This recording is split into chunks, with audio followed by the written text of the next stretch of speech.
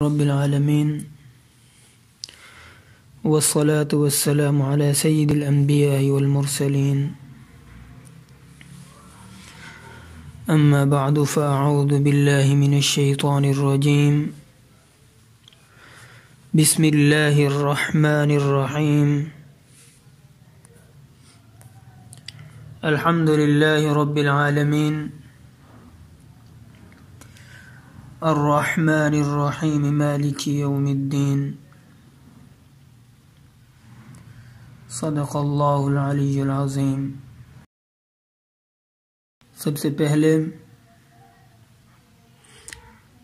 میں فہم و حفظ مضامین قرآن کورس کے تمام شرکاء کو خوش آمدید کہتا ہوں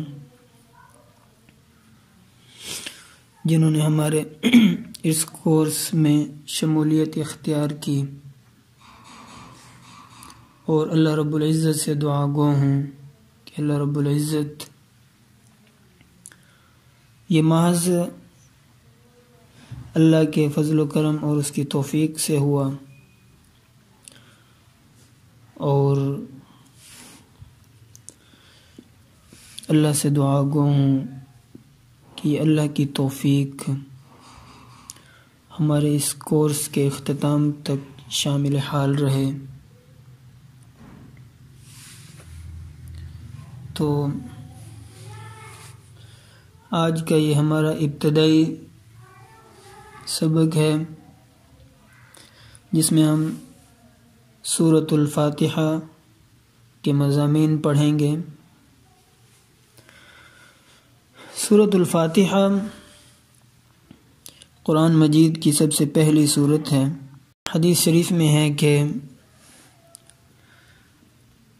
قرآن مجید کی تمام سورتوں میں سے سب سے افضل اور اعظم سورت وہ سورۃ الفاتحہ ہے، اور جسے ام الکتاب بھی کہا گیا ہے، ام القرآن بھی کہا گیا ہے، اور یہ پورے قرآن مجید کا خلاصہ ہے۔ پورے قرآن میں جو مضامین بیان ہوئے اجمالی طور پر وہ اس صورت کے اندر بھی بیان ہوئے، جس وجہ سے اسے ام القرآن یا ام الکتاب کا نام دیا گیا۔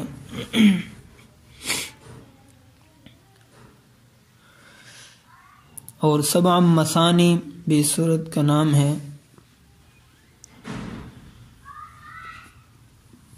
متعدد نام حدیثوں میں اس سورت کے ذکر ہوئے ہیں جو اس کی فضیلت اور اہمیت پر دال ہیں۔ اس سورت کی آیت نمبر 1 سے آیت نمبر 4 تک عقیدہ بیان کیا گیا ہے۔ عقیدہ کس کو کہتے ہیں؟ عقیدہ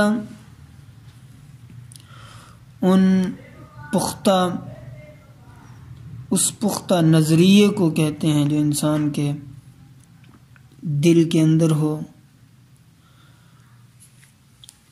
عمل سے اس کا تعلق نہیں ہے، یہ ایک نظریہ ہوتا ہے، جیسے اللہ تعالیٰ کے وجود کا نظریہ، اللہ تعالیٰ اس دنیا میں موجود ہے، یہ ہمارا نظریہ ہے، پختہ عقیدہ ہے۔ اور ایسے حکم کو بھی عقیدہ کہتے ہیں جس میں شک کی کوئی گنجائش نہ ہو، شک کو قبول نہ کرے، اور ایسے پختہ نظریات کو جو دین یا اخلاق یا سیاست یا اس کے علاوہ کسی اور چیز کے متعلق ہوں، ان کو بھی عقیدہ کہا جاتا ہے۔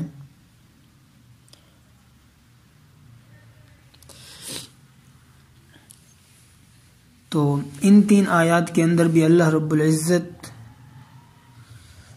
کے بارے میں فرمایا الحمدللہ رب العالمین، کہ رب تمام جہانوں کا پروردگار وہ اللہ رب العزت کی ذات ہے، یہ نظریہ اور عقیدہ ہے۔ اور اسی طرح الرحمن الرحیم، وہی رحمان اور رحیم ہے، اور مالک یوم الدین، قیامت کے دن کا، روز جزا کا مالک۔ یہ تین نظریے ان تین آیات میں بیان ہوئے کہ رب وہی ہے اور حاکم وہی ہے، رحمان اور رحیم وہی ہے دنیا کے لحاظ سے، اور آخرت کے دن کا مالک بھی وہی ہے۔ اس کے بعد آیت نمبر 5 میں ایاک نعبد و ایاک نستعین، عبادت کا ذکر ہوا۔ عبادت کس کو کہتے ہیں؟ اللہ تعالی کے احکامات کے سامنے جھک جانا، اس کی تعظیم کرتے ہوئے، یہ عبادت ہے۔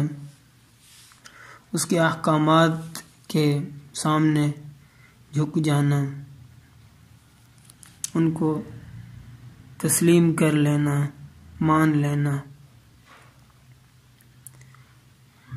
اسی طرح اللہ تعالیٰ کی عبادت ان فرائض کی ادائیگی جو اللہ تعالیٰ نے اپنے بندوں پر فرض کیے ہیں، یہ بھی عبادت ہے۔ اور 6 اور 7 کے اندر منہج الحیات، زندگی کا ڈسپلن، طریقہ کار، یہ ان آیات کے اندر بیان ہوا، جس میں 3 راستے دکھائے گئے، 3 گروہ بتائے گئے، 2 ایسے کہ جن سے بچنے کی استدعا کی، اور ایک ایسا راستہ جس پر چلنے کو طلب کیا گیا، وہ ماننے والوں کا راستہ جسے صراط مستقیم کہا جاتا ہے، جنہوں نے اس ڈسپلن کو جانا اور اس کے بارے میں ان کو علم حاصل ہوا، اور وہ اس ڈسپلن کو انہوں نے فالو بھی کیا، اس پر چلے بھی۔ ایک تو گروہ وہ ہے، اور دوسرے وہ لوگ جنہوں نے اس ڈسپلن کو، اس نظام کو جاننے کے باوجود وہ اس سے منحرف رہے، اور تیسرے وہ لوگ جو اس نظام کو جو اللہ رب العزت نے ہماری طرف بھیجا ہماری رہنمائی اور ہدایت کے لیے، وہ اس سے ناواقف رہے، وہ الضالین ہیں، اور جاننے کے باوجود جنہوں نے ترک کر دیا، چھوڑ دیا صراط مستقیم کو، وہ مغضوب علیہم ہیں۔ تو یہ آج کا ہمارا سبق تھا، مختصر پہلا سبق ہے، اس لیے تو آپ نے اسے سننا ہے اور ان موضوعات کو یاد کرنا ہے، اور اس کو تحریر کر کے لکھ کر آپ نے سینڈ بھی کرنا ہے، جس سے آپ کی اٹینڈنس لگے گی۔ فی امان اللہ، السلام علیکم ورحمۃ اللہ۔